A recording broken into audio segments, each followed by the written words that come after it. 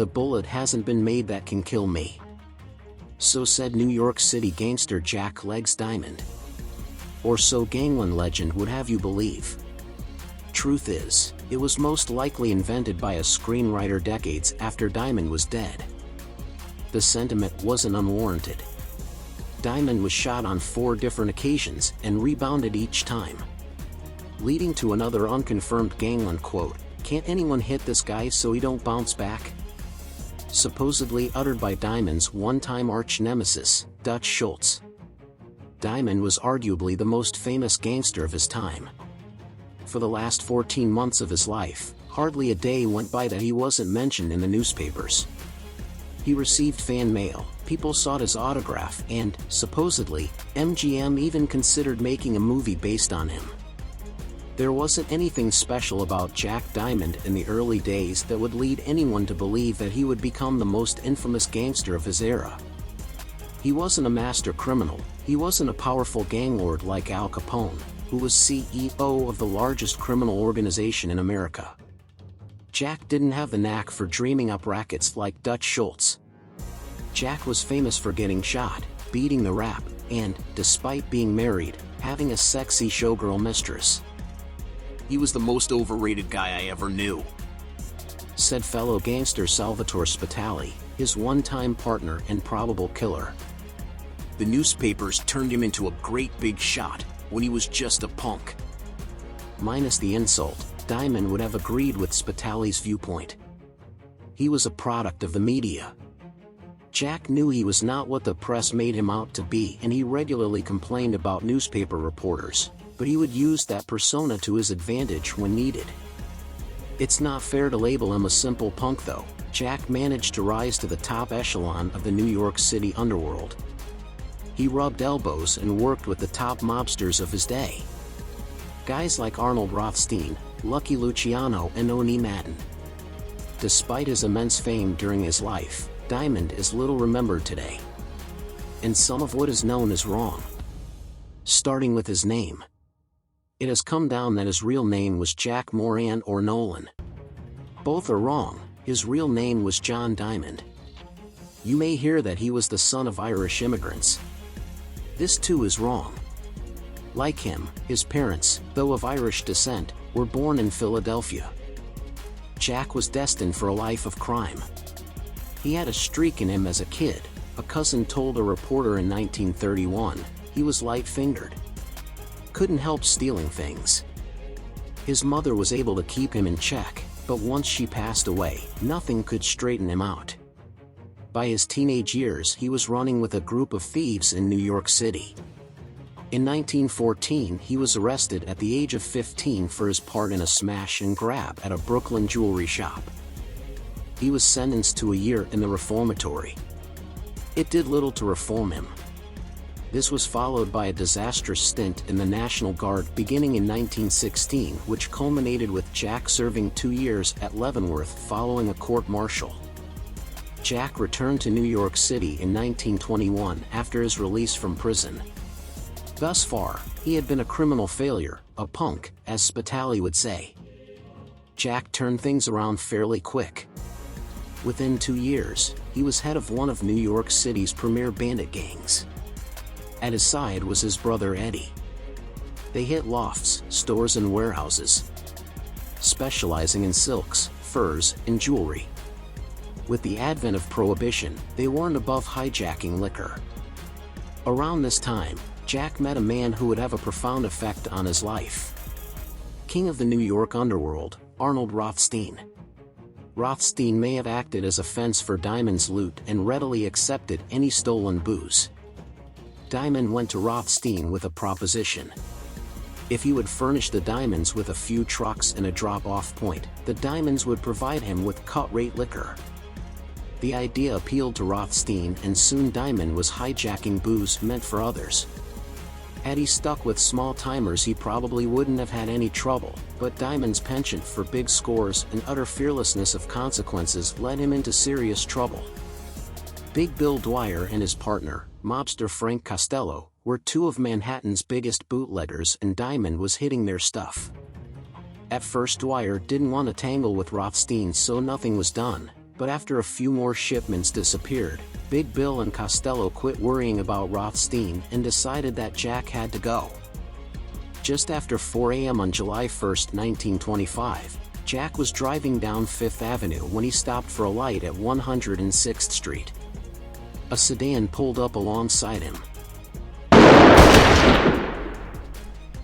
The early morning quiet was shattered as 64 shotgun pellets peppered Jack's head and body. Shots from a .45 smashed into his car and foot. The sedan sped off. Jack stayed put. Luckily for him, the shooting took place in front of a hospital, and hearing the gunfire, staff ran out and brought Jack inside and put him back together. Something was worked out with Dwyer and Costello as there were no more attempts on his life. Rothstein saw something special in Jack and brought him into his organization. The Kingpin had become disillusioned with bootlegging. It was too violent, as Jack could attest to, and he was moving more and more into narcotics. Rothstein had a few guys who acted as emissaries for him that traveled to Europe to make deals with the drug manufacturers and see that the stuff was safely delivered back to the States. Diamond became one of these men. His first trip was at the close of 1925, and he made a few more over the course of 1926. Working for Rothstein brought prestige, security, and money. Enjoying political protection, Diamond opened a speakeasy in the Bronx and counted a young Arthur Flegenheimer aka Dutch Schultz as one of his minions. Through Rothstein, Diamond became acquainted with New York City's top labor racketeer, Little Augie Organ. The two men hit it off, and soon Organ was spending much of his time uptown while his two chief lieutenants, Louis Lepke Buckleter and Jacob Garage Shapiro, managed things downtown. Organ began to diversify and, with Diamond's support, became involved with drugs and booze.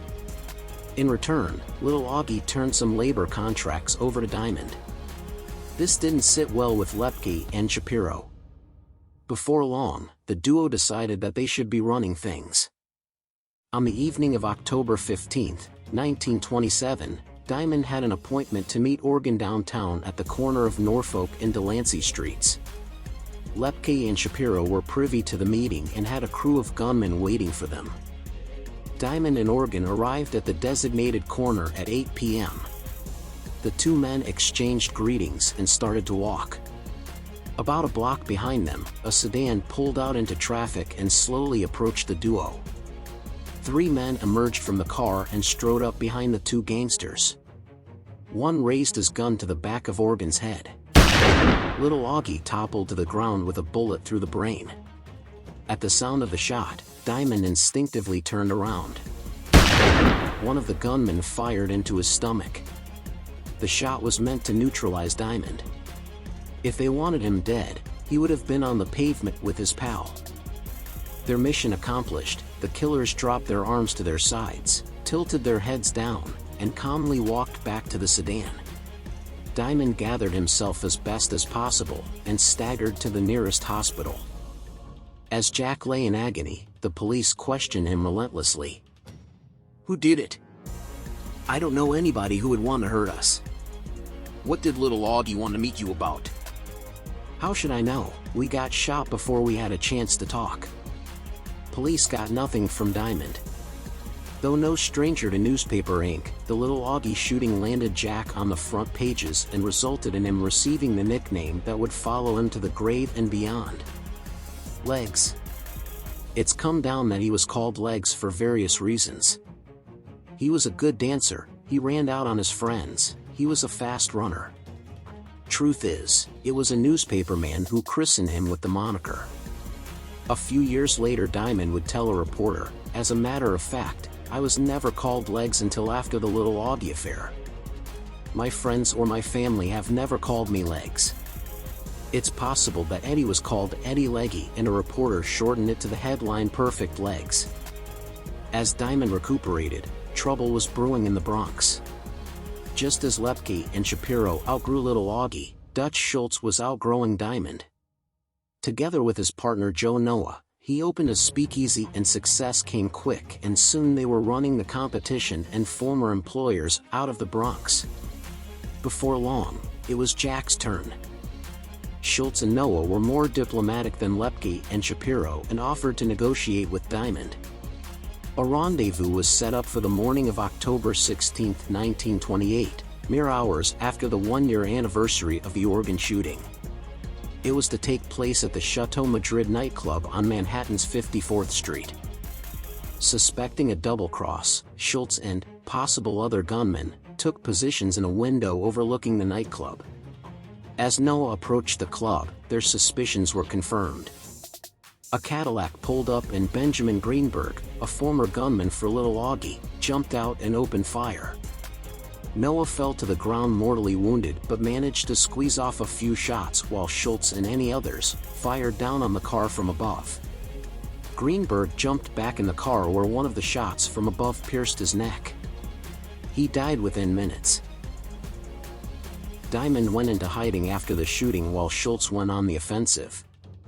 Earlier that year, Eddie moved to Denver, Colorado. He had been suffering from tuberculosis and the air there was supposed to do him good.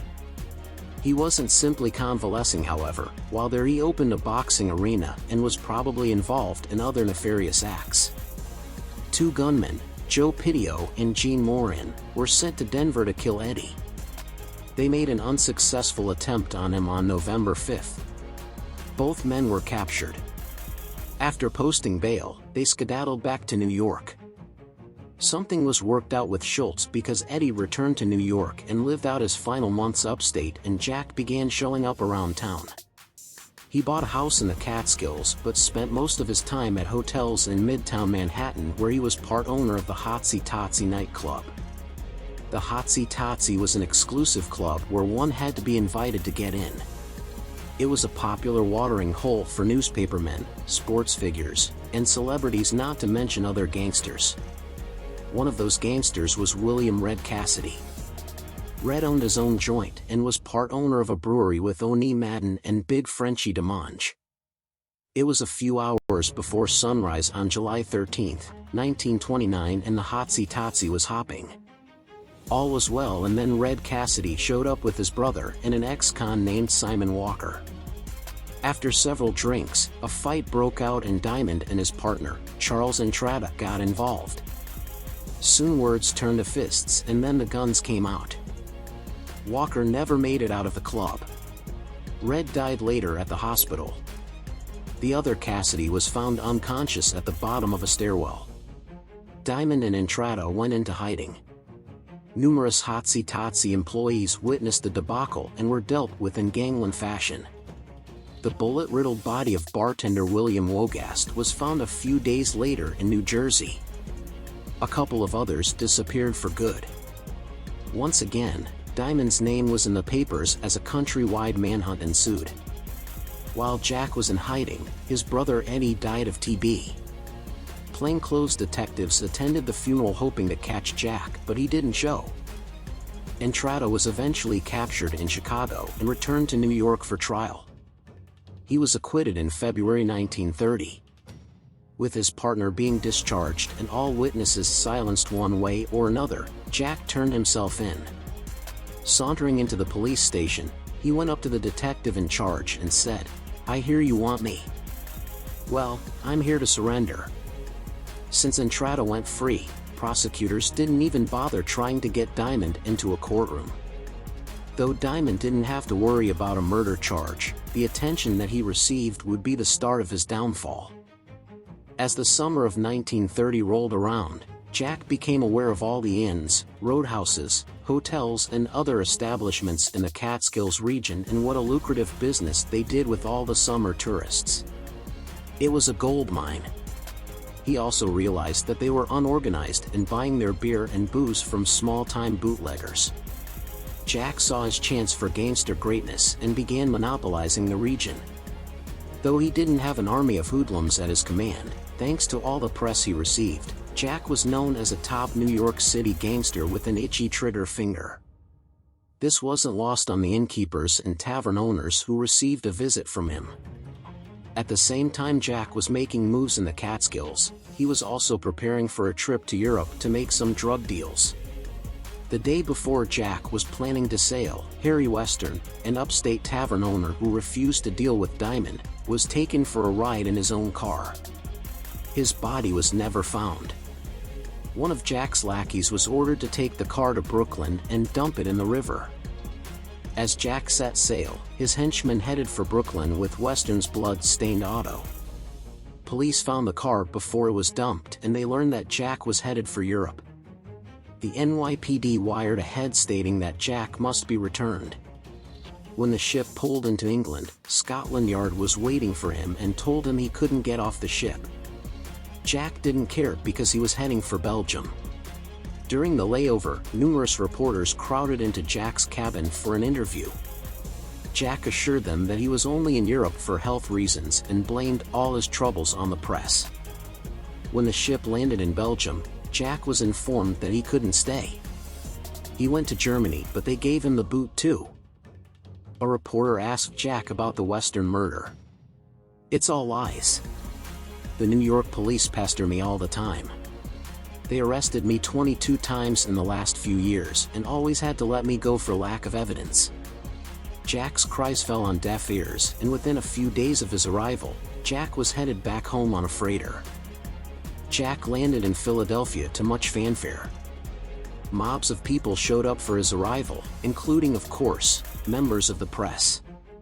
As a group of people approached Jack, he hollered, "The first newspaper man I see I will punch in the nose. They got me into this trouble." The following day, Jack was in New York. There was too much money involved in the European drug deal, so Jack immediately tried to arrange a return trip. However, two of his investors, Salvatore Spitali and Irving Bitts, felt he was too hot and demanded their money back. Jack stalled. He'd make the trip, and everything would be fine. On Thursday, October 9th, Jack returned to the city from his house upstate and checked into the Monticello Hotel, which was partially owned by Spitali. He took a suite and had his showgirl mistress, Kiki Roberts, in a room across the hall. Over the course of the weekend, he had meetings with Confederates and worked on getting back to Europe. Around 2 a.m. Sunday, he went to Kiki's room for the night. Later that morning, the phone rang. It was the front desk. They wanted to speak to Jack. After a brief exchange, Jack told Kiki that a couple of guys were coming up to see him and that he'd take them to his suite across the hall. While running a bath, Kiki heard a knock at the door. Then she heard Jack say, "Let's go over to my room where we can talk." The men left and Kiki hopped into the tub. Moments later, the sound of gunshots echoed throughout the hotel. Kiki was petrified. Soon she heard footsteps plodding through her room. A figure appeared at her bathroom door. It was Jack. He was bleeding profusely from several bullet wounds to his chest.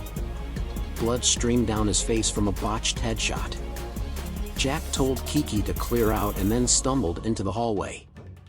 An associate of Jack's, who was staying at the hotel, was summoned. Assuming death was at hand, Jack had a request. "Take care of my wife. It looks like I'm going." At the hospital, initial reports had Jack dying, but he rallied. He spent the rest of the year in the hospital, being released on New Year's Eve. He took the train upstate and spent his final New Year's recuperating at home. After the Monticello shooting, Jack was done in New York City, and there was no chance of his returning to Europe. The one thing he did have left was his monopolizing the upstate rackets. He could still become the Al Capone of the Catskills, but he blew that too. On the evening of April 15th, after a night of boozing, Jack and a few cohorts were driving home when they came across a couple of guys hauling barrels of hard cider. Driving the truck was Grover Parks. His companion was a young man named James Duncan. Jack knew it wasn't his stuff they were hauling, so pulled them over. The two men were taken back to Jack's house, where Jack tortured Parks for information, but Parks refused to talk. Jack stuck a gun in the stubborn truck driver's ear and gave him one more chance. Still, Parks remained mum. Instead of blowing his brains out, Jack let him go. The following day, Parks went to the authorities. The law went into action, and on the morning of April 21st, Jack was arrested at home. He spent 3 nights in jail before being bailed out on the morning of the 24th. 2 nights later, he and his bodyguard were at a roadhouse called the Saratoga Inn. They arrived around 10:30 as Jack was expecting a phone call there. At 12:15, tired of waiting, Jack put on his cap and stepped into the foyer to exit. The first blast from the shotgun missed. Glass from the porch's window shattered as a pellet blew off Diamond's cap. He turned away from the shooter just as the second shot came. Most of this missed as well, but 4 pellets slammed into his side and back. For the second time in 6 months, the 4th time since 1925, Jack was down with hot lead in his body.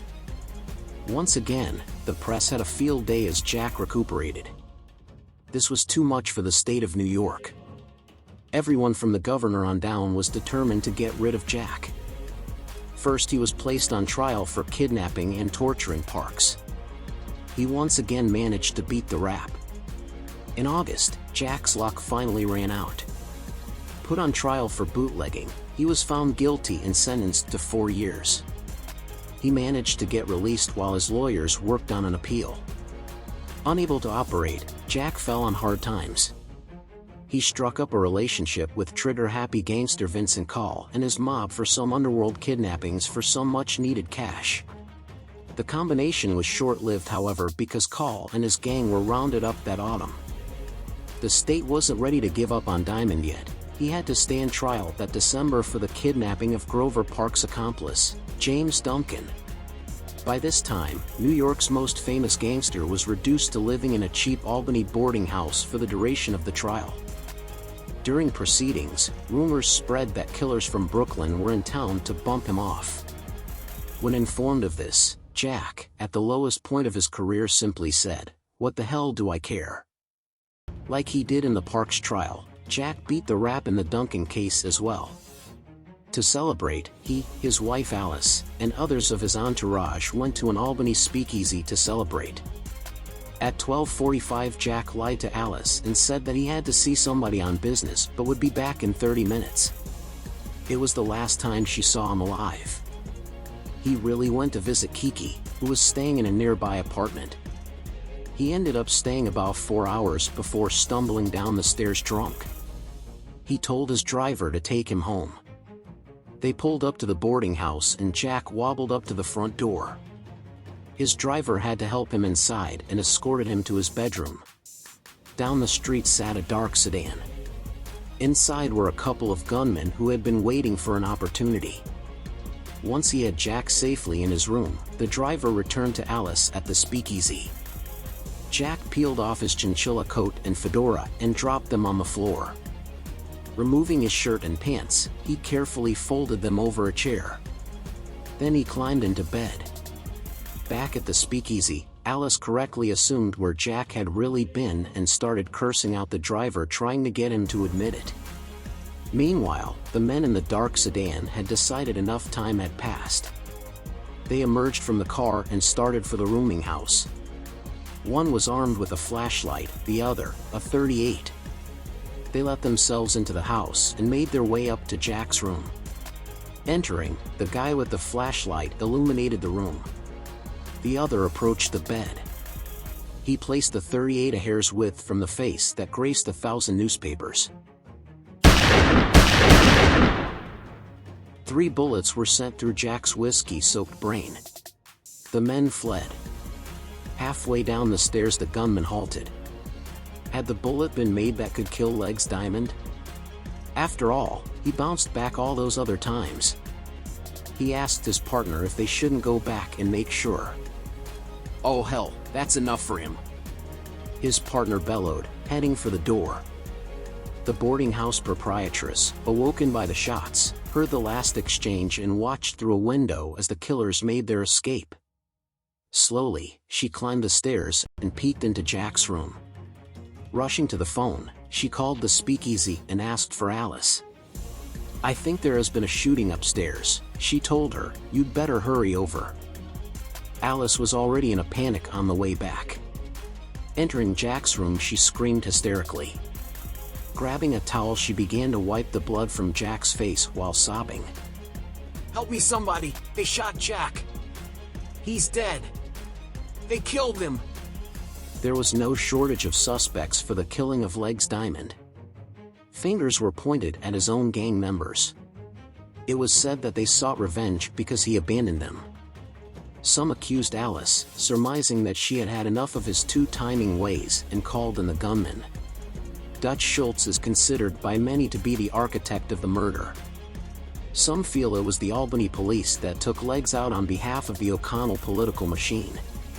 It is this site's belief that the murder was orchestrated by Salvatore Spitali, finishing up the business started at the Monticello the previous year. Who killed Jack is an interesting debate, and each theory has its strong points. Regardless of who took Jack out, there was probably only one person sorry to see him go, and that was Alice. Maybe it was the entirety of the New York underworld that made it happen. Jack was on the ropes financially and looking at 4 years in prison. If he started to talk, he could have made things difficult for corrupt judges, crooked cops, not to mention all the top-tiered gangsters he used to do business with. It was time for Jack to go. Who do you think killed Legs Diamond? Leave your thoughts in the comments.